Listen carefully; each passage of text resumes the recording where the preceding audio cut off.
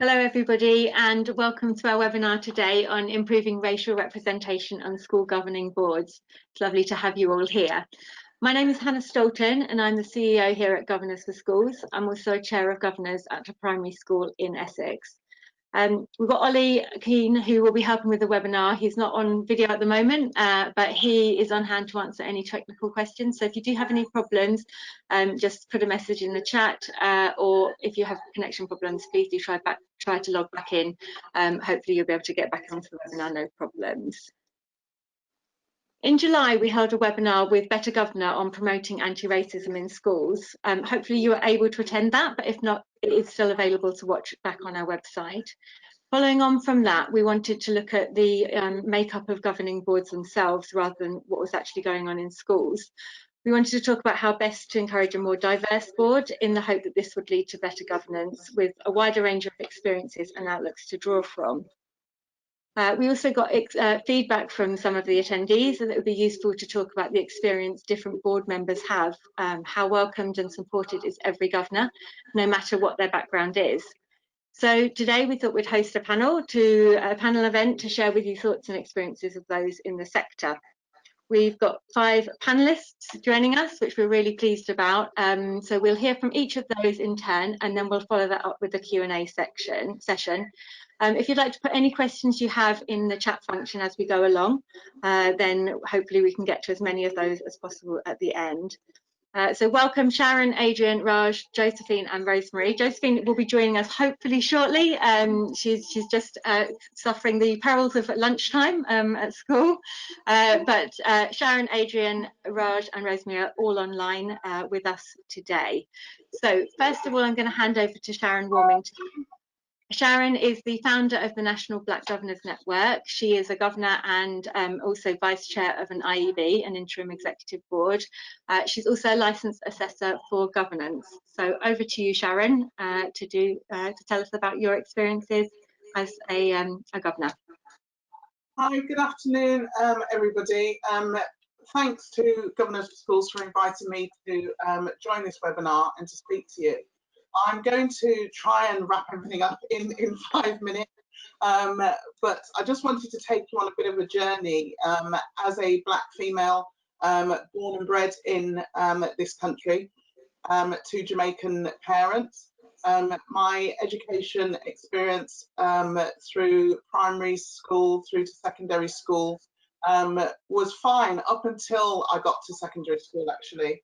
That was where I first experienced, I would say, what I know is racism.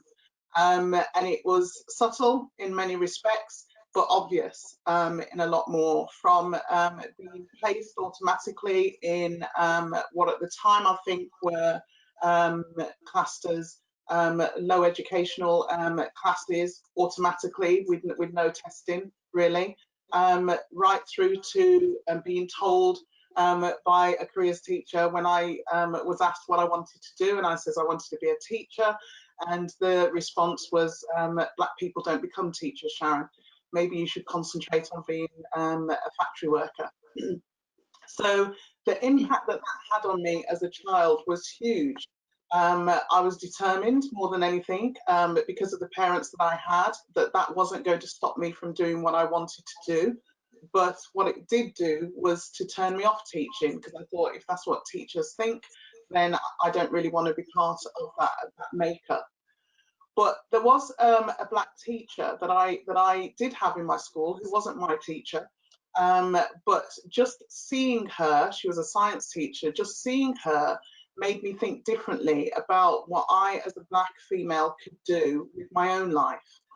And so when we move through to talking about governors in schools, what I say to the members of the National Black Governors Network that I run, as well as to the schools who contact us for support and guidance in recruiting black governors, is that just the mere presence of them or us can make a difference to a child's life that you don't even realise. It doesn't have to be an integrated experience. It doesn't have to be an engaged experience. Just a picture of a black governor on a website or the presence of a black governor at an open evening, being introduced to the school as the governing body, and then being able to see black representation will make a huge difference. So the indirect experience that a child can have, why one of the things that I say actually is a student cannot be what they cannot see. And so if you've got diversity in your student body, then that should be mirrored throughout the whole organisation, not just in the governing body, but also in the makeup of the school. And one of the webinars that I delivered recently shows that I think it's 93% of head teachers in the UK are white British.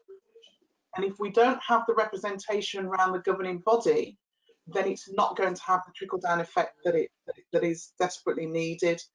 So if you think about the young people in your school, and you think about the teachers in your school, I represent teachers who are the only black teachers in the school, or the only black senior leader in the school. It can be a very isolating process, and that's why you'll probably find that you don't have the retention. Now, it's too short a time for me to be able to go through the intricacies of how you do it, but there are some key things that you can do when trying to attract black people. Avoid tokenism, and a way around doing that is, if you're looking for somebody with legal skills, then go to the Black Lawyer Society, because then you're automatically going to get somebody who's black, but you're getting the legal skill that you require. If you're looking for somebody with a financial background, then go to a bank. In all of the banks that I'm aware of, especially in the top four, they have separate BAME groups of support there, so you can approach them. There are easy ways to do it. Also, another one is the black churches, which you will find hundreds of them across the country, and they have a wealth of skills and knowledge. So don't think that by diversifying your board, you are lowering the bar. You're not. You're widening it. You're widening it so that you can include as many people as possible. You can properly reflect your schools, and you can actually increase the right balance, not just of race, but of also age and any other of the protected characteristics. My experience as a black governor, I'm still a governor now. I'm still the only black governor in this school, which I've only been in for 6 months or so. So the problem is hasn't changed in all the years that I've been a governor, from when my daughter was at school, in a primary school, and then in senior school, right through to now. So a span of 20-25 years, the picture is still very much the same.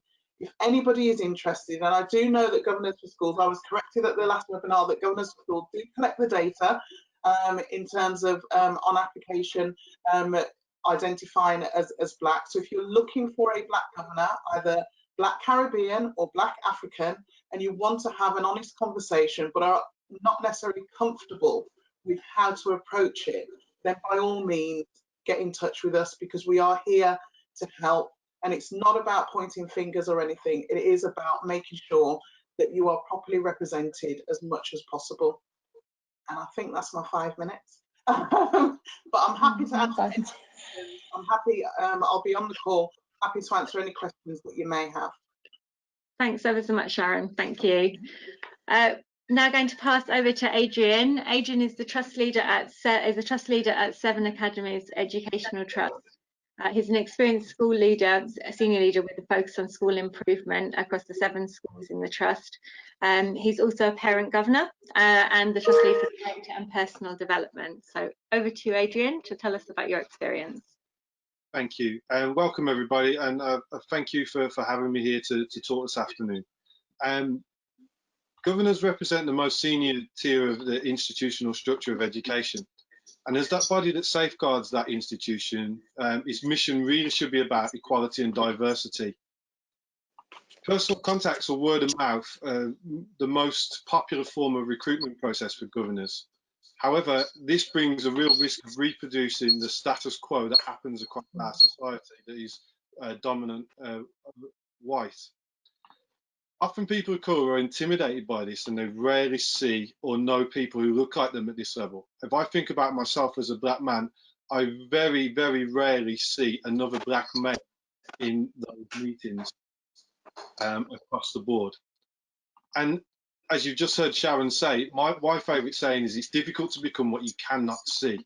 And that is a real issue for particularly people of colour, to see other people of colour in prominent places. Fortunately, as a parent governor at a multicultural society, multicultural school in the West Midlands, I feel it's vital for the governing body to be representative of society and that of the community that it serves. This allows the community to feel that it's represented, so it can see that there are people that live in the community and are from around the community and look like them are on that governing board making decisions. They're able to address those concerns or issues that are bespoke to the community in an appropriate manner, and it can respond to the needs or the concerns of the community to ensure that the young people are nurtured and supported in getting the best possible outcomes. However, schools can be intimidating places for people of colour. Many people of colour have had negative experiences at school when they talk about their own school, and so they don't want to go back into school. And for some communities, communication barriers are a huge problem as well. The governing body I'm part of is highly representative of the community that we serve. And I wish to share some of the strategies and processes we've gone through to get to that position of having a diverse group of governors. So firstly, we approach community leaders from different backgrounds to be part of the governing board. So we asked them outright, would you be interested in being part of the governing body? Because we wanted to have some diversity. If they were unable to take part or were not interested, we asked them to make some suggestions or recommendations for those who may be interested. Again, we wanted to put the message across to the community that this showed a willingness, and we wanted to help break down some of the barriers that I've just outlined. Secondly, we didn't make exclusive the education or experience a prerequisite. We wanted people who were interested in making things better for their community, and particularly the school and the young people. So if you're only considering candidates who are graduates, for example, you're automatically rejecting scores of people who are probably just as talented but just don't have that piece of paper, who have the skills but in a more practical sense. We posted some of the vacancies that we had in unlikely places. So we put them up in the gym because it caught people out of their comfort zone, and people who may not have thought it was something that was for them, and they caught it in a different context. So it gave us a different insight and a different way into getting people into thinking about being a governor. We made the selection criteria transparent as well, and we made it clear that we're looking for people with particular skills above anything else. And alongside that, we helped to lessen some of the fears about becoming a governor and the responsibilities that go with being a governor by informing people that we're building a diverse pool for the future, and we try to recruit younger people to be part of our governing body by giving them training for the potential for them to potentially become a governor, but also those who lack experience in the educational field, pairing them with more experienced members and then appointing them to a subcommittee to increase their experience, but also their confidence in being able to do that role. We found that this takes away the intimidation factor that was putting many people off when they hear these are the things that you have to do as a governor, these are the things that you're responsible for. So those are just a couple of the things in the time that I can go through. I think for me, being a governor is really satisfying, and I know we're ensuring that the children and the school and the community are benefiting from the work that we do collectively. And I urge everyone who has a vested interest in education, schools, or helping young people to sign up, especially those people of colour in their community, to make sure that the communities are being served. Thank you. Thanks ever so much, Adrian. Thank you. The next speaker is Raj. Raj is an HR professional. She's also chair of the Partition Education Group. She's a specialist advisor to the Heads Roundtable Group and has extensive experience of governance in a whole host of settings, maintained schools, multi-academy trusts and single academy trusts. So I'm going to pass over to you now, Raj. Thank you. Thank you very much for having me, and lovely to see the rest of you. Now, I started out life pretty much in the same way with a lot of other people, and that was as a parent governor in my son's primary school. And the reason I got interested was because we weren't getting any answers from the school staff, and I really had no idea how education board run. I think my concept was from the traditional, you know, white middle-aged men sat around a table scenario. So I became a governor 24 years ago.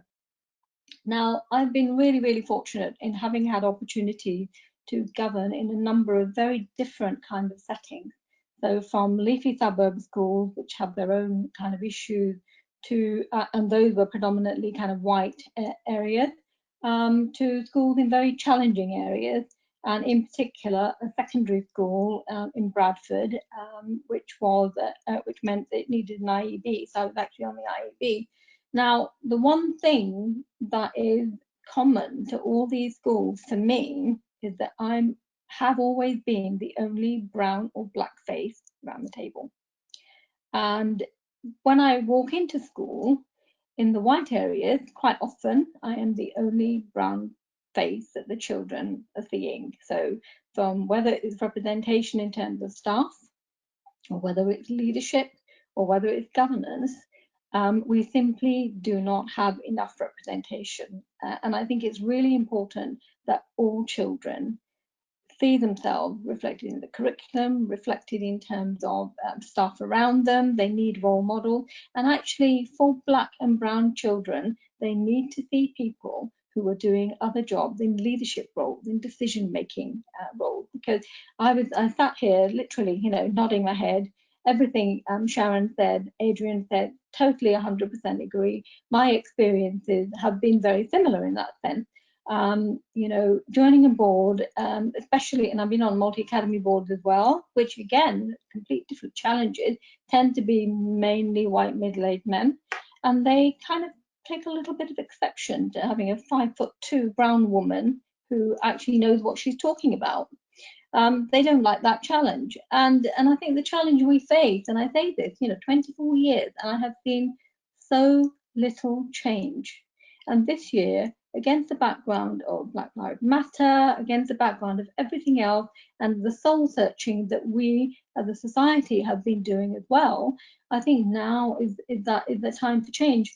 But if you talk to NGA, you talk to other a similar organisation, and they will tell you that they have been trying to promote more black governors, BAME governors, more diversity, more inclusion. So my response to that is, okay, so can we just stop doing what we have always done? Because that clearly hasn't worked. If you carry on doing what you've always done, why on earth would you expect different results? You're not going to get different results.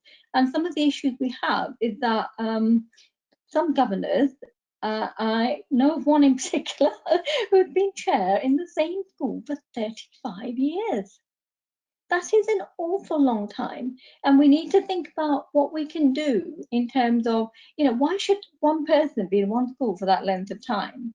So we need to think about new, different ways of doing things. And one of the issues that I have in particular is that I've talked about my route in as a parent governor. Now, multi-academy trusts, academies generally, they have a lot more autonomy in terms of their governance structures. And one of the concerns I have is that a lot of them, especially some of the bigger ones, they've actually got rid of the parental representation element. And that was the kind of a traditional route for quite a few of us.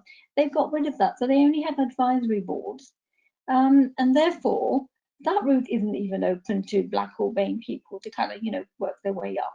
And, you know, if you are a board and you have 30, 40, 50, 60 schools, why on earth would you not have better representation from society? Now, I was saying earlier when we were chatting that I used to think that every school board, and actually its leadership and everything, should be representative of that community, that school community. I've changed my mind on that in the last few years. I actually think what you said, Adrian, and that is that it should be reflective of society. I would argue a school that is predominantly white needs to see, the children in that school need to see black and BAME people, yeah, in positions of authority, decision-making roles. They absolutely need to see them. Likewise, you know, in a school that is predominantly BAME, and my own school is about 90% BAME, you know, they need to see both. They do need to see white people in those positions too. But it is absolutely crucial that we do this sort of top-down. Now, many organisations talk about diversity and inclusion and how passionately they feel. They have these policies left, right and centre, but unfortunately their actions don't demonstrate that. So for me, the challenge, we need to start challenging Ofsted, Ofqual, NGA, I know, working really, really hard. I even had a question for Hannah earlier. I want you to think about your own boards. You cannot ask school boards to actually be more inclusive and be more representative of society if you're not doing it yourself. You've got to lead. We in education have to lead. It's a big society issue, but education is the solution and we have to lead. So on that note, I will be quiet. Thank you, Hannah. Thank you, Raj. Lovely, thank you. I'm now going to hand over to Josephine. Josephine is an associate head teacher at the John Roan School. She has extensive experience in leading rapid change and improvement in schools that are facing challenges and working in multicultural London secondary schools, all different types, comprehensive grammar, church schools, single-sex schools. And on top of that, she has 19 years experience of governance. So over to you, Josephine. I think you're muted. Can you? I don't know if Ollie can unmute you.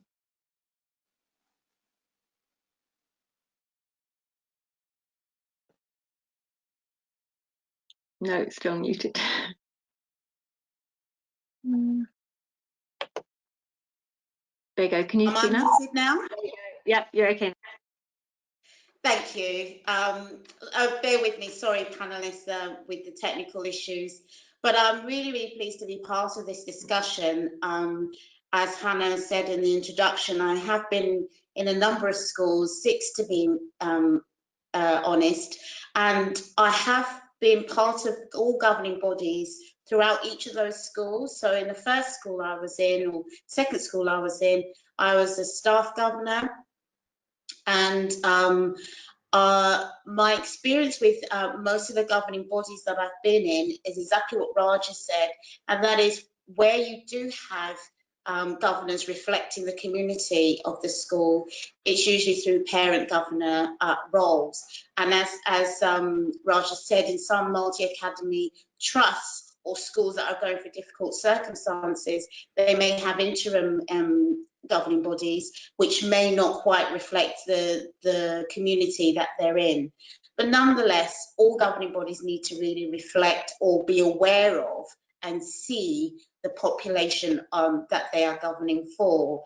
My particular roles have included being part of supporting governors, helping them understand the workings of the school. And I know that can be quite daunting for some who don't perhaps have positive experience in schools, but where I have been able to be successful with recruiting governors from different walks of life, that is actually actively going up to that person and saying, are you interested in being part of the governing body?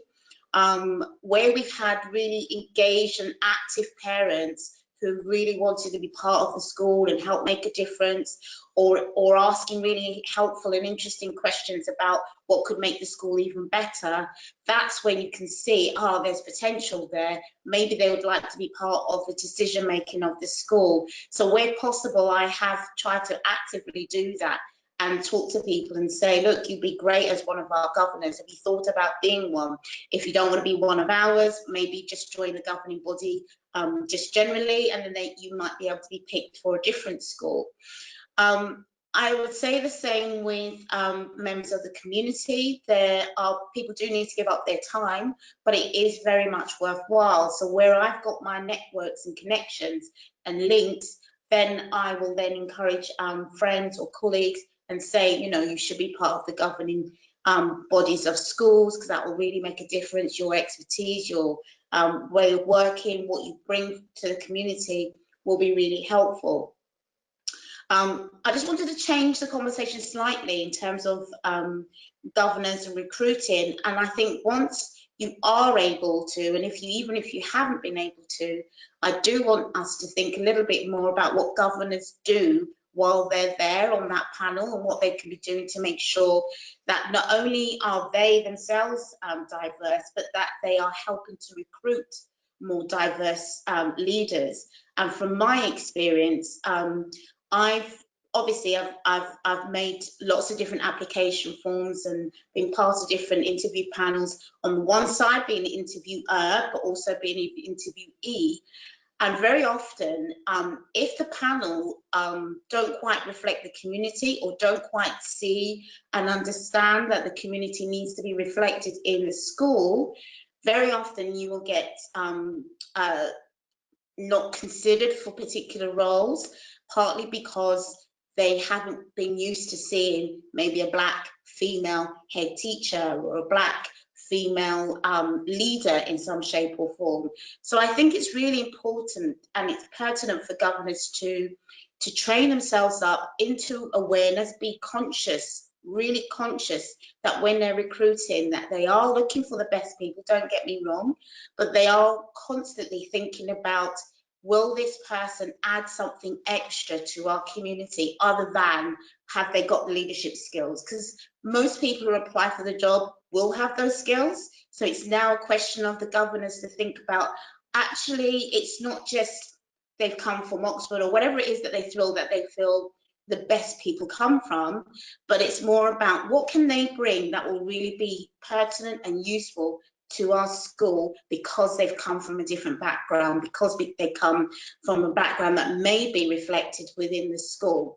So I think for me, it's really important that governors are diverse, because you bring that different way of thinking and different way of looking at what the issues are within the school, including recruitment and making sure that schools are reflective of the communities around them in terms of leadership. So I would advocate anybody, because I have or had done all those governing roles, to be a governor and see it as part of being part of their local community. And if they can't be part of their local community, see it as their opportunity to give off their skills, their expertise, because most panels now want to be able, most governing bodies want to be able to have a mixture of skills that people bring to the table. So as a governor, I would encourage people to bring their skills to a school, to whether it's primary, secondary, or senior sort of college, and really make sure that you are helping develop the school, develop their thinking, and develop the way that they see the rest of their whole community. So I think you as governors from different backgrounds can bring different additionalities to that community, to the panel, but also to the thinking that goes on in governor bodies. So that's my 2 pennies worth there. Lovely, thank you very much, Josephine. Excellent. Finally, our last panelist is Rosemary Rosenhauer. She has worked with North Lincolnshire Council supporting school governance. She's got 12 years experience leading and teaching courses in higher education, both in English literature and education, and has extensive board experience. She's currently chair at an outstanding school and has 20 years experience in different governor roles. So over to you, Rosemary, to finish off. Hi, well, yes, I've been a governor for around 20 years, and I'm very aware that I fall into the 93% white category that was recently identified in the 2019 NGA survey, and I'm also old, so I tick a number of negatives really there, don't I, hey? I chair a primary school of about 140 children, and I'm also a governor at an infant junior federation in a nearby town, which has a much more, a very different profile. But we're in rural Lincolnshire. So I'm in a very white, predominantly white catchment area. I'm also aware that as a governor in these schools, the world around the schools is also predominantly white, with one exception really, which happens quite a bit in rural schools. In the school I chair, we can at times have about 10% of our school made up from the Gypsy Roma traveller community, and that's an interesting and has its own difficult issues as well. So a very interesting area. A recent webinar by diverse educators really got me thinking about this topic, and I blog, and so I have recently blogged about diversity, and you can get a link to my blog on my Twitter profile. But I had a bit of a sort of epiphany really while I was listening to that webinar. And so where I'm coming at this is from a very sort of practical direction really, trying to think about what we as governors can do really to address this issue. And I liked to think in the way of that Dame Alison Peacock has talked about an ethic of everybody, because it's very much about us as governors being able to create a culture in our schools where everybody feels valued and welcomed and into that wider school community. So it's really about culture, isn't it?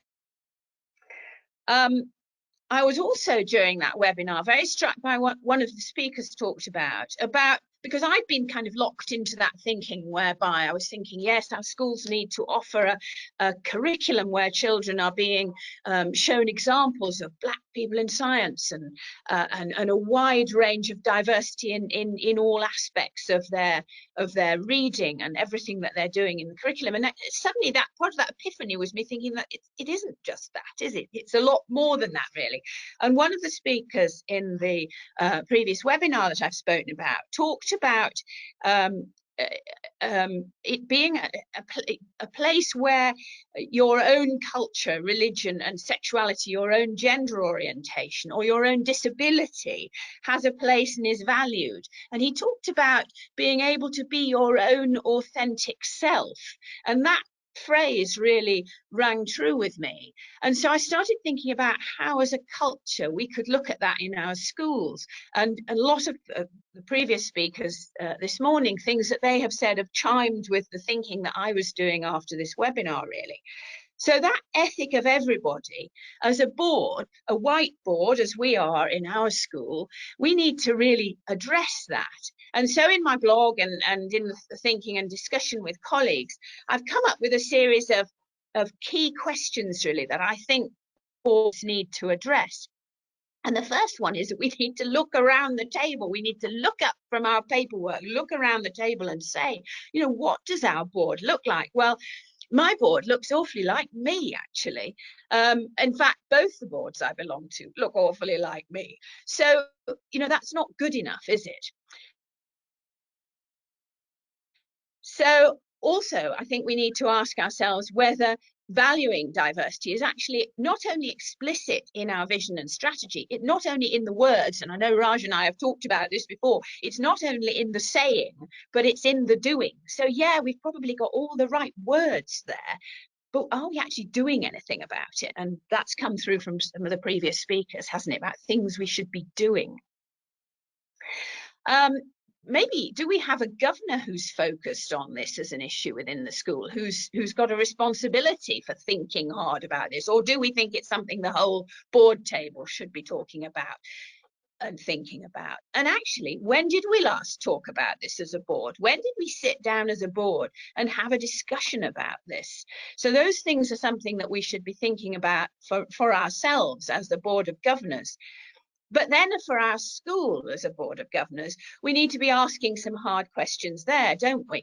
We need to be asking about our public information. Does that reflect the diversity around us? Or indeed, as Raj has suggested, does it not only think about our narrow around us community, but does it reflect the wider community of the country that we live in? How is diversity evident in our curriculum? Yes, that's hugely important, isn't it?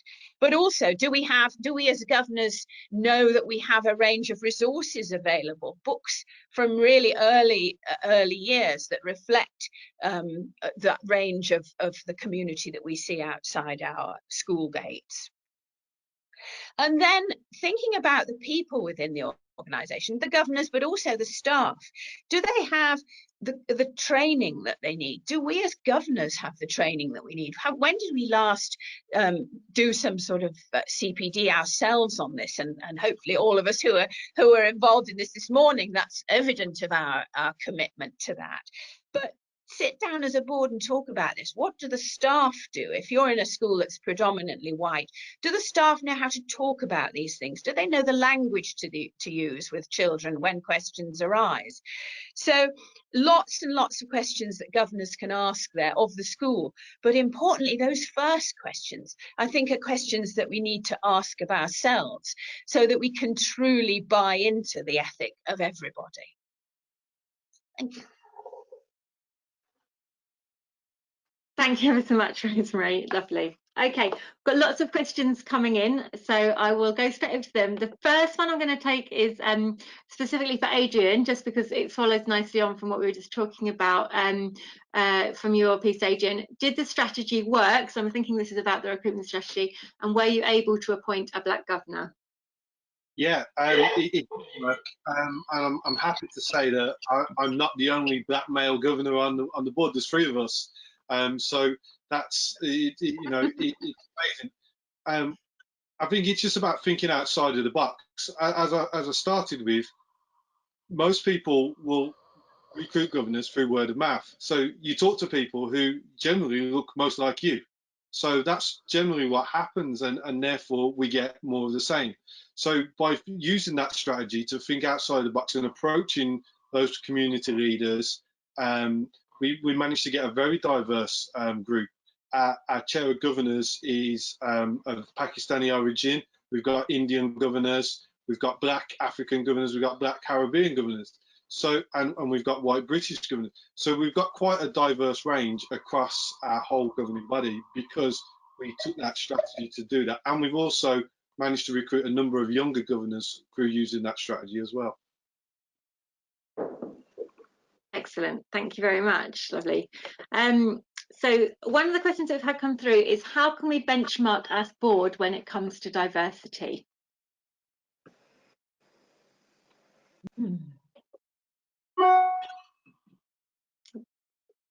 I think I'll try and tackle a response to that. It depends on what you're trying to benchmark it against. One of the organisations that I work with, because I don't just do governance in the education sector, I do it in the private sector and the housing and the mainstream charity sector as well. And the organisation that I work with, we've just developed a race code. So it works similarly to an external review of governance, but it's purely looking at race.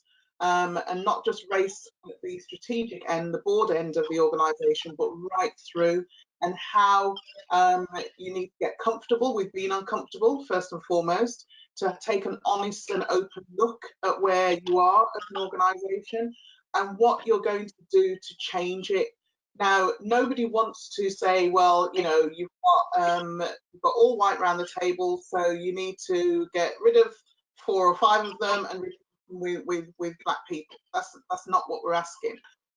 What I say to schools is look at your succession planning, look at where your skill base is, where your governors are going to come up for renewal, identify those that are stepping down and therefore you need to recruit, and then actively look to replace them with black or brown people. And that's how you can do it. It's not trying to get somebody in straight away and therefore still ending up with being the only black in the room. It's about looking at it strategically, properly, and succession planning. So it could take 12 months, it could take 2-3 years, but if you can actively evidence that you're making changes and you've got a plan of action, then for those of diverse backgrounds coming in will feel more comfortable, and that they're not just part of a tick boxing situation, because nobody wants to do that. Okay, thank you. On that front, there's currently no requirement for governing boards to report on the diversity makeup of their board. Do you think that this would be a helpful thing to do? Josephine? Yes. Yes. Yes, certainly.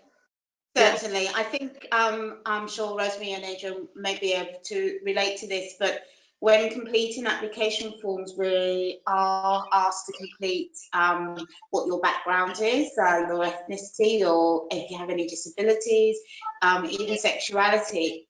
I think as a country where we do that as compliance, but in most places I've been in, nothing happens with that information. And I think with regards to governors, I think that again should be collected. For me, just adding on to what Rosemary was saying, I think it's really important to think about the population of the school, and think about the percentage of the school, and if you can build that into your planning. Sorry, that's my school bell. Build that into your planning with regards to how can you make sure your governance reflect that kind of proportionality. So and that doesn't mean that if your school is 100% white British, that you should never consider having someone from another ethnicity. Similarly, I think then you should be maybe looking at society's percentage. In your own publicity, it says 93% of governors are reported to be white, whereas in society 70% are. So if you could do the same sort of proportionality and looking at that as a plan across all governing bodies, I think that will be a great way forward, because then governing bodies have that diversity of thought.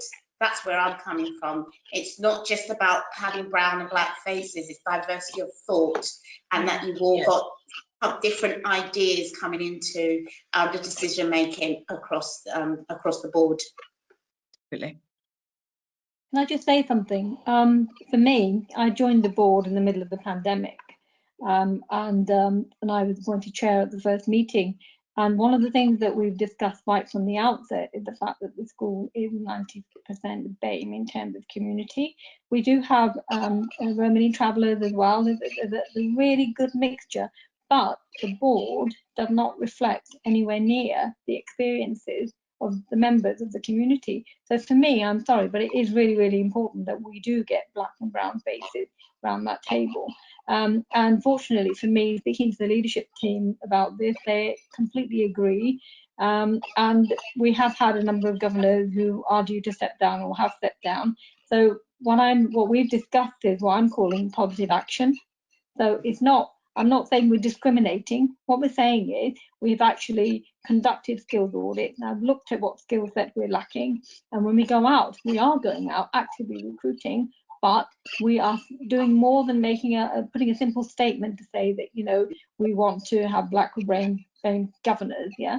So we're doing more than that. We're actually saying, look, you know, this is our community, that we would like it to be reflected, we would like to reflect society. So therefore, people out there in the community that may be interested, that's one tack. The other thing is actually going out to community leaders, which is what Adrian was talking about, going out to community leaders, talking to them, because there will be business people out there too, because, you know, like all boards, the main sort of financial thing is always the one that we struggle with in terms of recruiting. So I think, yes, it is really, really important that we do reflect society. I can't stress enough how important that is. So we're going to do all of those things. In addition to that, when we get going to having our regular meetings, I think I would like to have a strategy in place that actually says, this board of this school, this is what we would like our ideal board to look like, if you like. So as Sharon said, and Josephine also said, it's about diversity of thought, it's about different life experiences. I think it's easier to train people in some of the governance aspects than actually recruit people who necessarily already have it. So to do that, we as a board have to take responsibility and say, this is what we want to aim for. Maybe 12 months, maybe 2 years, but this is where we're heading. Excellent. We've got a few questions around similar sort of areas, around taking affirmative action to sort of make sure that you can correct an imbalance, a racial imbalance in the team, and whether that's an issue for governors, and also the legality of saying whether you're looking specifically for a governor from a Black or minority ethnic background. Any comments on that? Yeah, you go to the organisations that are set up with those people. You don't have to say that you're that person. But if you go to social worker, there's a lot of that can help you, so that you're going for the skill. But the mere fact that you're going to that organisation means that you're going to get the diversity that you want.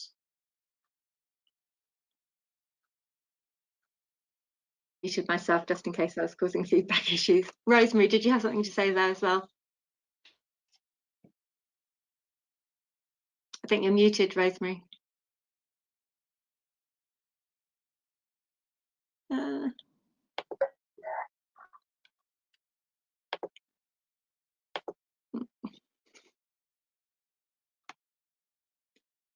Okay, we'll go to another question and then come back to you, hopefully, Rosemary, in a moment. Another question is around encouraging more. I know Raji said about encouraging BAME parents to sign up as governors, and that's a natural way. What are the barriers that BAME parents feel discourage them from getting involved? This person is fortunate to have 3 Afro-Caribbean governors on their board, but the school is much more mixed than that. How do they encourage more, a wider variety of people to apply?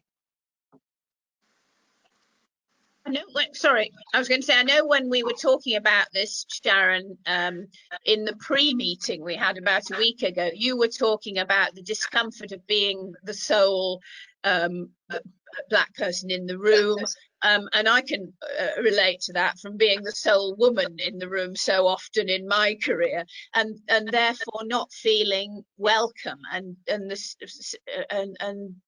experiences that you'd had told to you where people have not felt welcome. And I think that's something that as boards we need to be really thoughtful about if we are lucky enough to recruit diversity into our boards. We need to make sure those people feel valued and welcomed and respected once we have them round our table.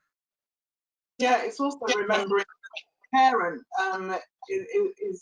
a parent is one of the roles that they play. They could still be very much a professional in their own right. When I was a parent governor, I'd not long been in business, but I was bringing that entrepreneurial skill and knowledge to the table. You know, I was outside of the corporate world, but I could bring a different angle that could bring that diversity of thought into that arena. So I think often we get caught up in thinking that diversity has to come from the parent body. I mean, my daughter's a governor, and one of the questions that was asked of her was, "Oh, have you got a daughter in this school?" Because it was a grammar school. And she was like, "I'm 26 years old. Do I look old enough to have a child in this?" Because the assumption is that diversity comes from the parent body, when diversity comes from any aspect. We operate in every single aspect of society. It's just about where you go to find them, or to find us.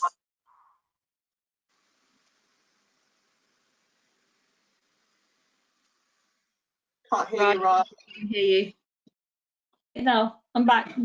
I'm just saying, thinking about parents and what we can do in terms of encouraging more parents. Some of the barriers I hear about still from parents is around the timing, the meetings, around the fact that they can't afford childcare. So, you know, there are areas that we need to look at more carefully at boards. I know a lot of boards are still really reluctant to claim expenses or to spend money on themselves in terms of CPD, in terms of training. And I think that's a false economy. It really, really is. And so look at meeting time. Look at, do we have to have meetings face to face? Do they all have to be face to face? Can we rotate meetings in terms of times? You know, just to make things more accessible. It's that accessibility. And the people who generally moan about the fact that, oh, you know, we shouldn't be claiming anything. Actually, in my view, they tend to be middle class and have enough money behind them and don't need to worry about these things. So put yourself in the shoes of the kind of people that you're wanting to recruit, and they may well be struggling. So I think we need to be honest with ourselves about that. I agree with that. The travel thing, for some of my members, the first thing I ask a school is are you open to virtual meetings still and going forward? Because you may have to go slightly wider than the immediate area of the school to get the specialism that you need. And so take advantage of the fact that we were all forced to adopt virtual meetings. We don't have to go back to live meetings for all of them. I'm advising my schools do the committees virtually and then have the full governing body meetings live as a way of breaking it up. The attendance rate the roof with virtual meetings. You didn't have to the travel issue is a massive thing, especially if you want to go with a younger governing body as well, because you know they don't necessarily have vehicles that they have access to, you know, whereas those who you know have company cars and things, they can write off their petrol and things like that. But it's a real issue for some people to be able to do that. And as Raj was saying, the timing of meetings. Some of my meetings start at 8 o'clock in the morning, some of them are at 4 o'clock in the afternoon, others are at 5:30. You know, when you're looking at the parent body, especially in primary settings, you have to think about the fact that most of them will have childcare issues. But again, if it can be a virtual meeting, then it's not that the problem goes away, but it's easier. You know, if the child is in another room, or you know, I've been on board meetings for a charity and the mother's had a baby in arms just to be able to attend the meeting. And it's just, you know, it's just accepted that that is where we are right now, that we have to allow or remove the barriers that have always been there, so that we can attract more people. Thank you. We've got a question about schools in maybe more rural areas that are monocultural, and how can they become more diverse? I don't know whether there's any comments about that. I know maybe having the meetings online and having flexible governance from outside of the community. Well, suggestions? Well, that's really where I was coming from with my presentation earlier, because that is our experience. And so again, things that Sharon's just been saying now, and Raj, about timing of meetings, virtual meetings. And actually now, isn't it wonderful actually that one of the things that has come out of this really dark time we've got with COVID is this sort of realization about how we can be so much more flexible, and how we can change things at the drop of a hat. Actually, we've radically reinvented things, haven't we? And we should carry that spirit on with us, I think. And yes, I love the idea, Sharon, of actually going out and looking for people in further afield if we know that around us in our immediate community we don't have that diversity that we'd like to involve. And so yeah, that to me is something to take away from today, that thought about thinking further afield, really. Thinking about schools in rural settings, it's always going to be very difficult. Taking on board what we've all been talking about, those are potential ideas for having more diverse boards. But one thing I think governing bodies are not particularly good at doing is actually collaborating with each other. And I just wondered if your school is that isolated, and usually they tend to be quite small primary schools that are in that position, why not think about twinning with a school in completely the opposite to yourself, yeah? And maybe, you know, in this day and age of digital access, we should be able to make that work, yeah? The governing board maybe sharing and learning from each other, maybe the staff too. There's a lot of potential. There are ways we can get around this. But I think that twinning thing is actually it's something I'd quite like to explore more.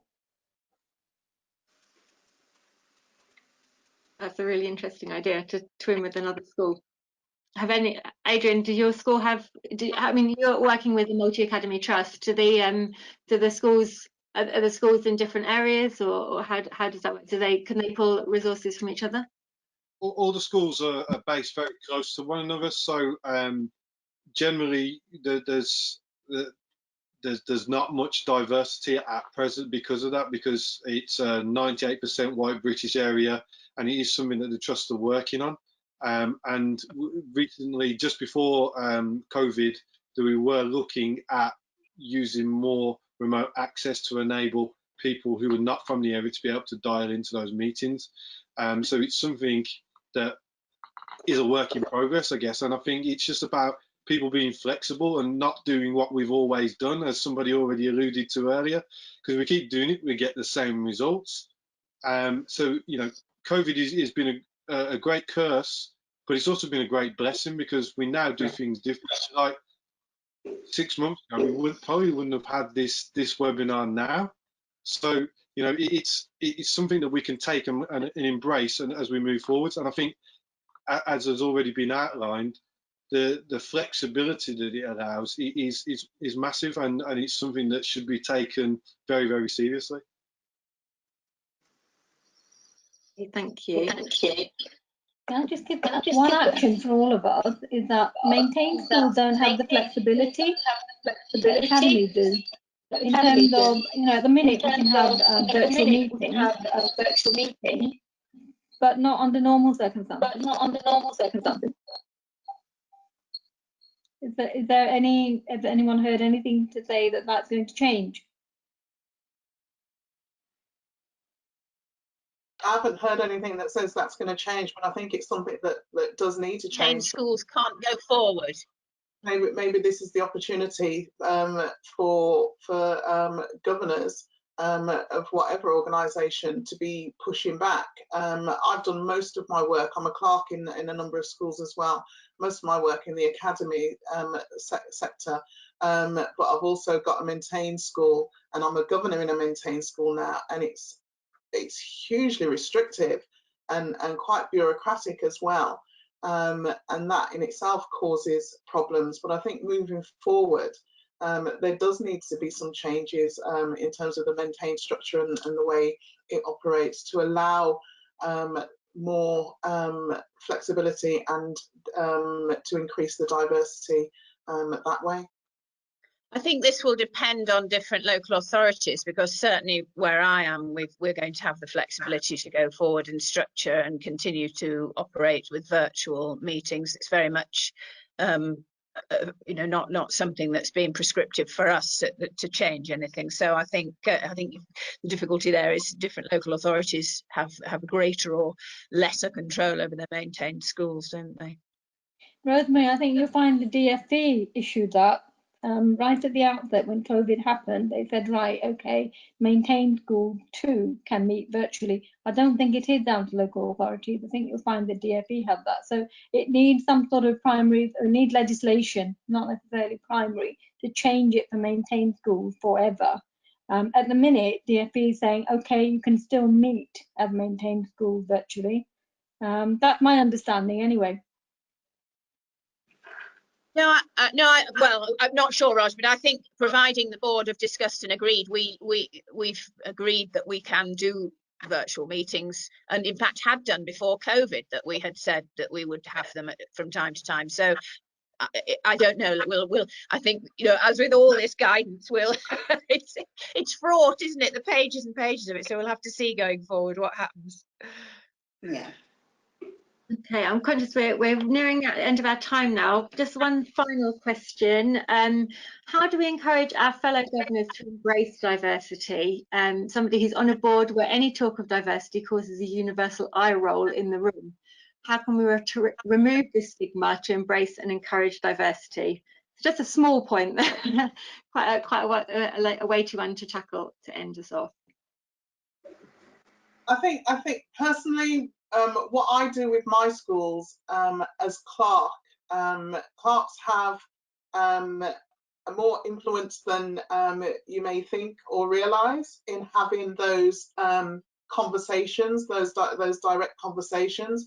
I was saying to one of my chairs the other week when they recommended or they found a new trustee, I was going, I think we need a male in here. You know, I think using or engaging, involving clerks in the conversation can help. I think having it part of a strategic approach, as I was saying before, rather than just, I've been in situations where, you know, it says, you know, we're not very diverse, what can we do? And yes, the eyes roll and things like that. So anything that's thrown at governors from left field, I think, won't be well. But I think if you can start to drip feed or plant seeds, or say, you know, for anybody who's on this call, feeding back to the governing body to say, you know, this is the training I recently went on, these are the kind of things, the positive things that came out of that, and these are the things that I think us as a governing body can look at and address and move forward.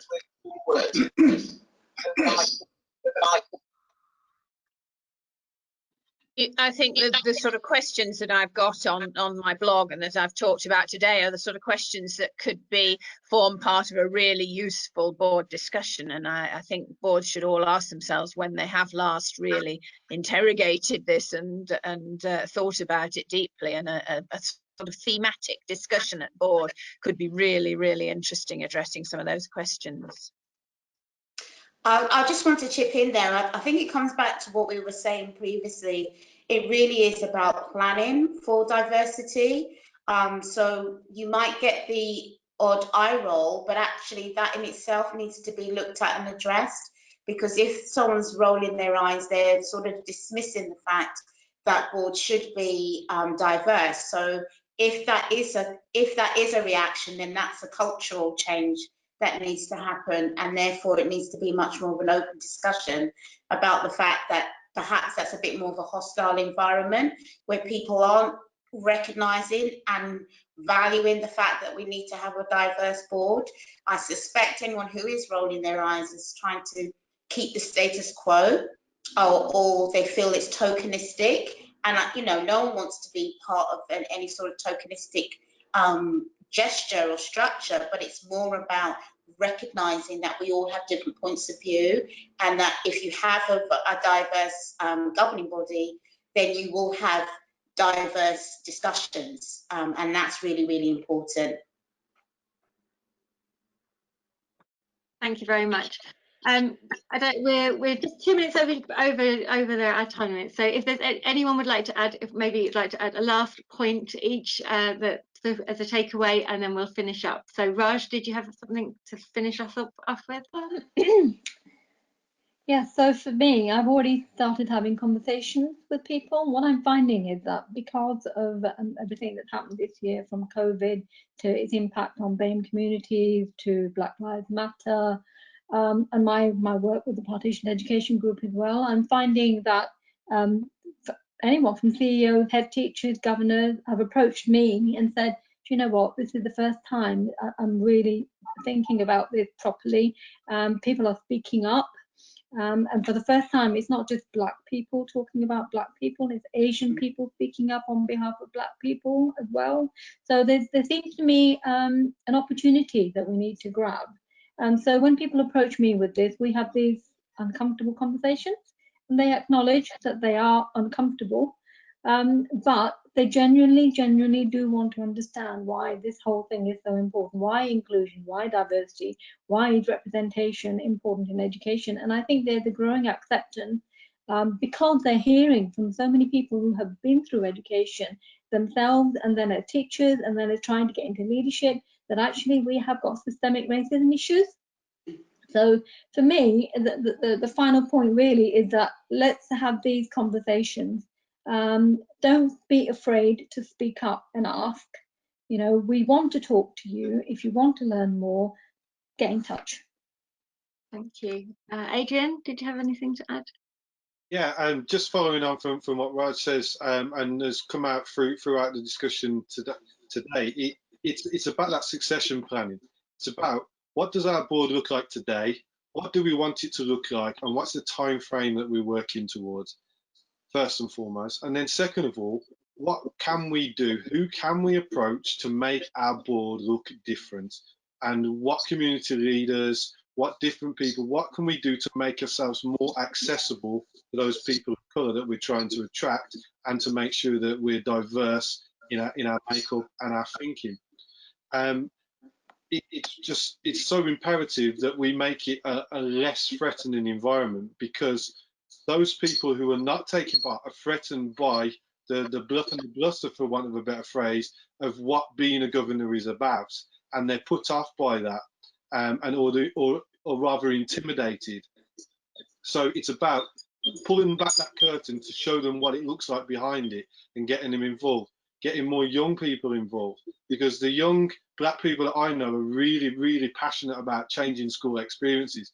So it's about getting hold of them and getting their views in part, to make sure that we formulate the future. Thank you. Rosemary?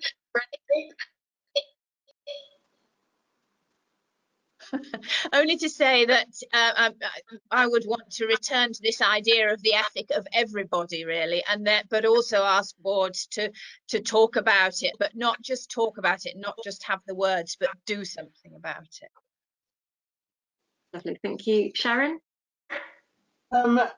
I would say recognising that we have already in our schools, in primary schools, Generation Alpha.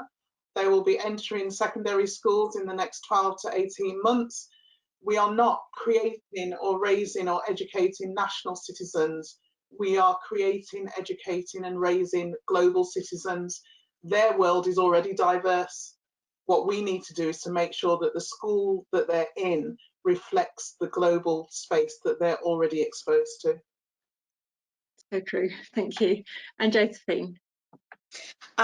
Just to reiterate some of the points that were said earlier and the points that I were making, and that is plan for diversity. It doesn't happen by accident. You have to be proactive. So again, just by putting an advert out saying, well, nobody from diverse backgrounds wanted to apply, that's not enough. You have to be proactive, go out to communities, encourage people to come and join and have those conversations with people to, directly come and join your governing board. And also, as governing bodies, while you're working on being much more diverse, be willing to think about the fact that what you're doing and what you're saying and your decisions making may be having an impact on quite a diverse community that you might not be quite reflecting. So be aware and really try to make decisions that are sensitive to those various different cultures and races that are within the school body. Okay, thank you ever so much to all of our panelists. It's been really a pleasure to have you all speaking today. I really appreciate it. I hope everyone has enjoyed it, and thank you very much to everybody out there listening to our webinar. Goodbye. Thank you and goodbye. Bye-bye.